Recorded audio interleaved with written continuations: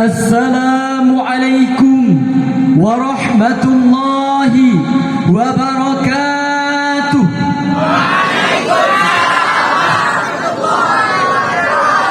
Alhamdulillah, alhamdulillahilladzi arsala Muhammadan rasula ila kaffatin nasi wa anzala ma'ahul furqana wa dinal haqqi li farhaqi baina wal batil. Allahumma salli wa sallim wa barik ala rasulillah Muhammadin zawil huda wal kiram. Amma ba'd. Para pendengar yang mulia, para pengunjung yang berbahagia, buat langkah yang pertama, marilah sama-sama kita membasahi bibir kita yang suci ini, menggerakkan lidah kita yang murni ini, demi mengucapkan satu kata yang berfaedah dan diberi pahala oleh Allah, yaitu Alhamdulillahi Rabbil Alamin, yang mana oleh Allah yang telah menghiasi hari dengan hari Jumat, menghiasi malam dengan malam Lailatul Qadar, menghiasi bulan dengan bulan Ramadan, menghiasi Nabi dengan Nabi Muhammad sallallahu alaihi wasallam, dan menghiasi bumi dengan tumbuh-tumbuhan, manusia disertakan dengan hewan, sehingga kita dapat merasakan nikmatnya hidup di muka bumi Allah ini.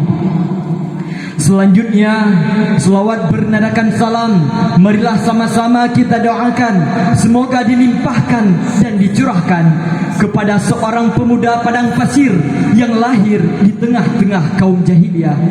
Ialah pemuda yang ganteng lagi tampan, yang dikenal jejak langkahnya, akhlaknya paripurna, darah daging dan tulang sumsumnya terbuat dari utusan Allah. Ialah buah hati dari Aminah, dan namanya tak asing lagi yang sering kita sebut-sebut. Siapakah beliau? Beliau adalah baginda besar Muhammad sallallahu alaihi wasallam.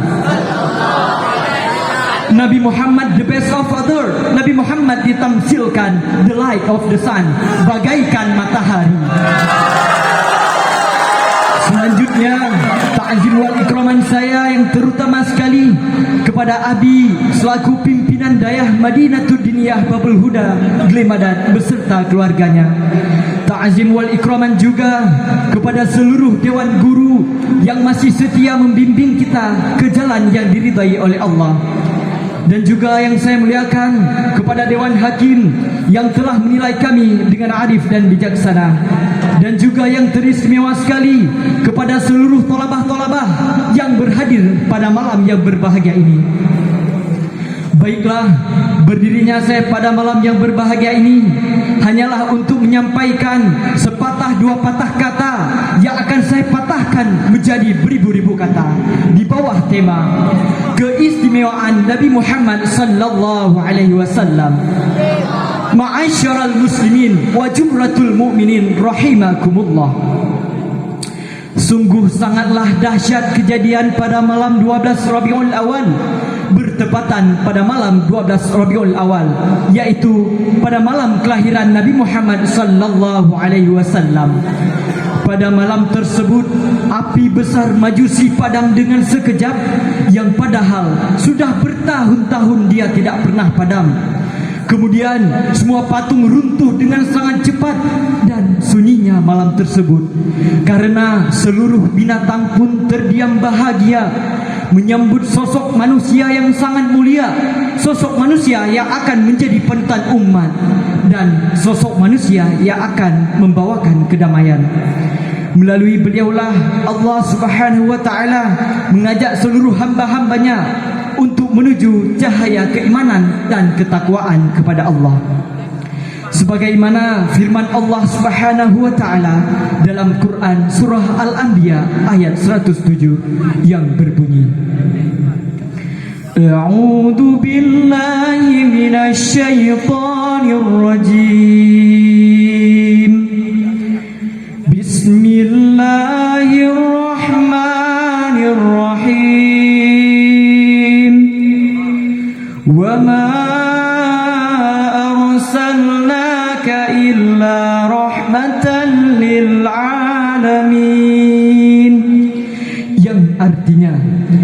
tidaklah kami mengutusmu melainkan untuk rahmat bagi semesta alam.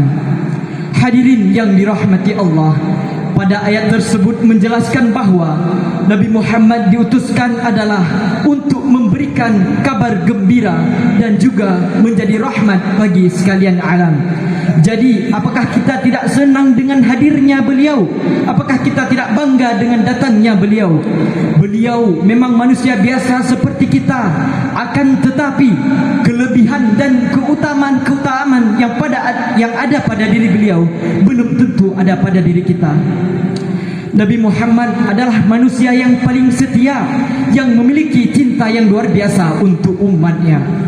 Ketika semuanya berkata nafsi-nafsi, akan tetapi beliau berkata, ummati, ummati, sambil menangis. Nabi kita menunggu umatnya dan tidak mau masuk syurga sebelum bisa berkumpul dan menuju kebahagiaan secara bersama. Hadirin yang dirahmati Allah, pada suatu ketika Nabi Muhammad menangis dan ditanya oleh sahabatnya, "Ya Rasulullah, mengapa engkau menangis?" Kemudian Rasul menjawab, "Aku rindu kepada saudara-saudaraku. Bukankah kami saudara-saudaramu, wahai Rasulullah?" Kemudian Rasul menjawab, "Bukan, kalian bukanlah saudara-saudaraku, akan tetapi kalian adalah sahabatku. Saudara-saudaraku adalah mereka yang beriman kepadaku, sedangkan mereka tidak pernah melihatku." Bayangkan hadirin, Rasulullah telah merindukan kita dari ratusan tahun yang lalu. Jadi, apakah kita tidak merindukan beliau? Karena kelahiran beliaulah kita bisa seperti sekarang ini. Kita dapat merasakan dua nikmat terbesar, yaitu nikmat iman dan nikmat Islam, yang mana dapat menembus kegelapan jahiliyah. Oleh karena itulah, sangatlah indah jika pada malam yang berbahagia ini kita bersatu untuk mengingatkan kembali perjuangan-perjuangan yang telah beliau berikan kepada kita semua, sehingga agama Islam ini menjadi tegak dan kita bisa hidup damai dan tentram secara bersama-sama. Rasulullah memiliki banyak sifat yang terpuji dan suri tauladan yang bisa kita contoh untuk kita semua. Di antaranya adalah Nabi Muhammad adalah seorang yang gagah, berani, sabar dan juga tabah hati dalam menghadapi ujian-ujian. Sebagaimana firman Allah dalam Al-Quran surah Al-Ahzab ayat 21 yang berbunyi, Bismillahirrahmanirrahim. Laqad kana lakum fi Rasulillahi uswatun hasanah liman kana yarjullaha wal yawmal akhir wa dzakarallaha katsira. Yang artinya, telah ada pada diri Rasulullah itu suri tauladan yang baik bagimu, ialah kepada mereka yang mengharap akan rahmat Allah dan kedatangan hari kiamat, dan mereka banyak menyebut akan Allah. Hadirin yang insya Allah isi syurga, apa bukti kita mencintai Rasul? Yaitu dengan memperbanyak bersolawat dan mengikuti sunnah-sunnahnya. Karena banyak yang mengaku cinta Rasul, akan tetapi kelakuannya seperti Wahabi. Banyak mengaku cinta Nabi, tapi artis Korea yang selalu ditiru. Itukah cinta? Itu bukan cinta. Akan tetapi itu hanyalah paksaan mulut yang tidak mungkin berkata tidak. Karena tidak mungkin ada orang Islam yang mengatakan bahwa dia tidak cinta Nabi. Akan tetapi itu palsu. Karena hakikat cinta yang sebenarnya adalah butuh kepada pembuktian, tidak cukup dengan sekedar perkataan. Hadirin yang dirahmati Allah, dari pidato saya di atas dapatlah kita mengambil beberapa kesimpulan. Yang pertama, Nabi Muhammad adalah manusia yang paling setia, yang memiliki cinta yang luar biasa untuk umatnya. Yang kedua, apa bukti kita mencintai Rasul? Yaitu dengan memperbanyaklah bersolawat, mengikuti sunnah-sunnah yang beliau ajarkan kepada kita semua. Dan yang ketiga, Nabi Muhammad memiliki contoh-contoh dan suri tauladan yang baik yang bisa kita contoh kita sebagai umat-umatnya. Mungkin hanya ini yang dapat saya sampaikan. Lebih dan kurang mohon diperbanyak maaf. Saya akhiri dengan wabillahi taufiq wal hidayah. Wassalamualaikum warahmatullahi wabarakatuh.